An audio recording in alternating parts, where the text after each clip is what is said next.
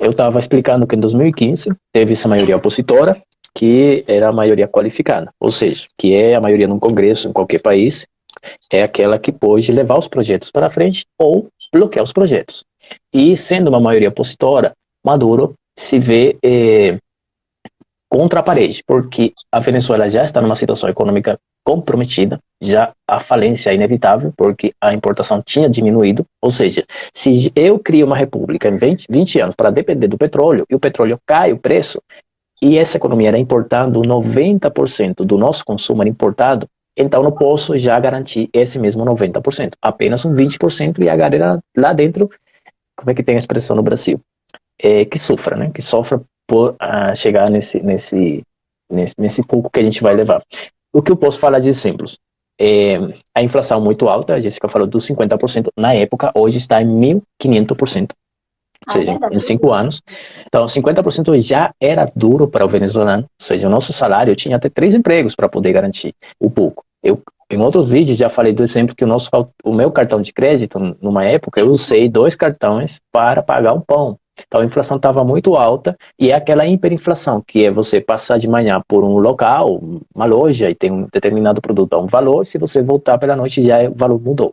Então, aí começou... um controle de preço, né? Ele Exatamente. tinha... de preço que também não possibilita que os empreendedores possam manter a produção de seus produtos com base no preço de mercado. Isso significa que não aumentando, naturalmente eles vão acabar gastando mais, o que vai gerar a falência, né, dos negócios e enfim.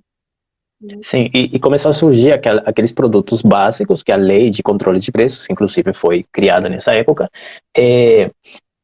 longe do tema da produção, que foi caindo ainda mais, os produtos que começavam a chegar eram produtos importados, que não eram pela figura do Estado, eram importados por pequenos empresários que traziam a um preço internacional. Então, você podia tanto chegar em supermercados que tinham os produtos a um valor muito alto, quanto chegar a supermercados que eram abastecidos pelas empresas nacionais e estavam desabastecidos, não tinha nada para comprar nesses mercados. E quando chegavam os produtos, tinha aquela regulamentação, que é a regulação, 2 produtos por pessoa, ou 3 produtos por pessoa, 1 produto por pessoa. Aí começa um declive muito interessante, que é produtos essenciais como o leite para os meninos. Então você passava a rua, aquelas filas enormes, mulheres tinham que levar, a figura da mulher da Venezuela foi tão humilhada que ela passou de levar, porque você tinha que levar o certidão de nascimento do seu filho para eles poderem te venderem o litro de leite.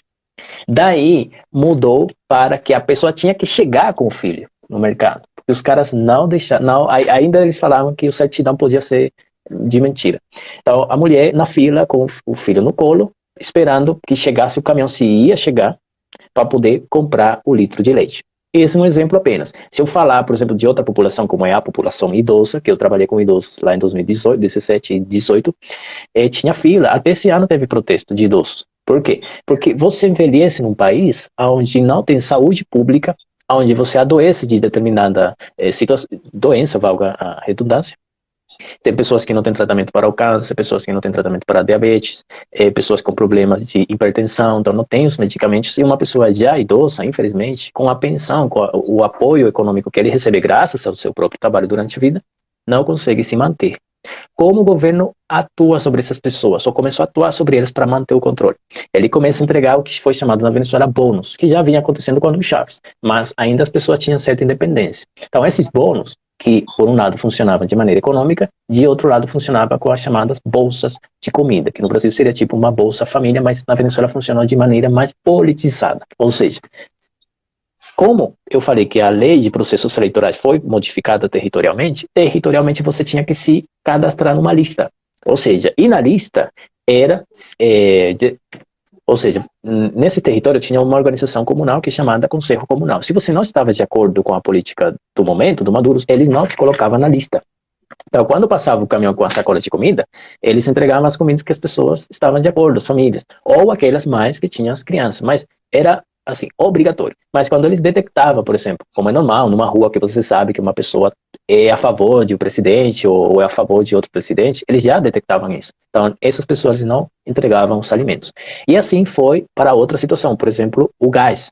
A Venezuela começou a ter uma queda da indústria, já não produzia o gás, a gasolina, a gasolina mais recente também, mas o gás, que em regiões mais afastadas ainda, eu que cresci num povoado muito no interior, eu sofri da época do gás, ou seja, eu tinha que ir para outro município, não estou falando de assim, uma cidadezinha que está do lado, não, município, para comprar um botijão de gás e voltar para o meu município. Então, essa desmobilização social, nesses anos, fez o esgotamento até físico da pessoa. Ou seja, quem vai querer brigar por um governo se eu estou cansado, cara? Eu tenho que pensar onde que eu vou arrumar amanhã o gás, a comida, o leite para o meu filho que eu não tenho. Então, a mente do venezuelano começou a ficar, a ser preenchida de preocupações o tempo todo. E, em cima, o Maduro falando que tinha guerra econômica e que tinha terroristas invadindo a Venezuela. Então, todo mundo preocupado. Algo está acontecendo nesse país que ninguém, só o Maduro, se mantém no poder. Esse mesmo 2015, o Tribunal Supremo de Justiça da Venezuela, impedindo esses 3 opositores se proclamarem, tirou a maioria da oposição. Tirando a maioria da oposição, eles continuaram governando, mas em 2016, o Conselho Nacional Eleitoral tinha que chamar as eleições para o revocatório, que eu falei na vez anterior.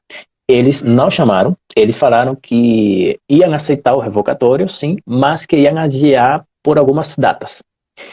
Essa data, que foi já em 2017, o Maduro, o Conselho Nacional Eleitoral voltou a dizer que não podiam ser chamadas eleições porque a arrecadação de assinaturas que tem que acontecer no país todo para completar 1% da população e com isso cumprir o requisito para poder ir à votação, 4 estados impugnaram fazendo denúncias que a oposição não tinha cumprido o procedimento. Aí o Conselho Nacional Eleitoral disse que o processo não ia acontecer em 2016, portanto, íamos perder a oportunidade de poder tirar o Maduro eleitoralmente.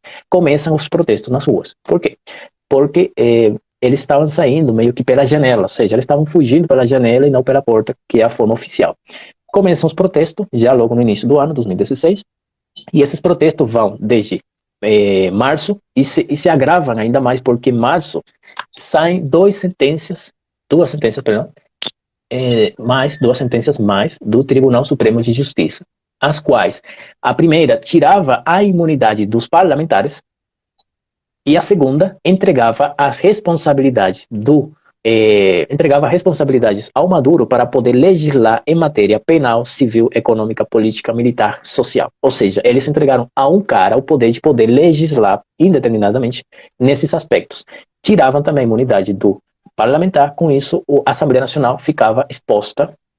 O que fez nessa segunda sentença? Como a Assembleia não vai ter mais imunidade, a Sala Constitucional do Tribunal Supremo de Justiça assumia, então, as tarefas do Congresso Nacional. As protestas que estavam a 1% se elevaram a 15%, ou seja, a população cansada de Maduro, agora vinha o Tribunal Supremo de Justiça a protegê-lo dessa forma. E o Conselho Nacional Eleitoral ficava de olhos no que estava acontecendo. Então, começa uma crise institucional, vai desde março até agosto desse ano.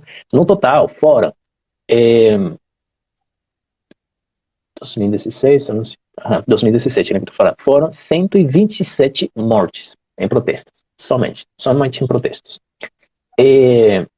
Isso foi em março, começou até agosto, mas eu preciso falar do que aconteceu em maio desse ano, 2017, que foi quando Maduro chama a criação da Assembleia Nacional Constituinte.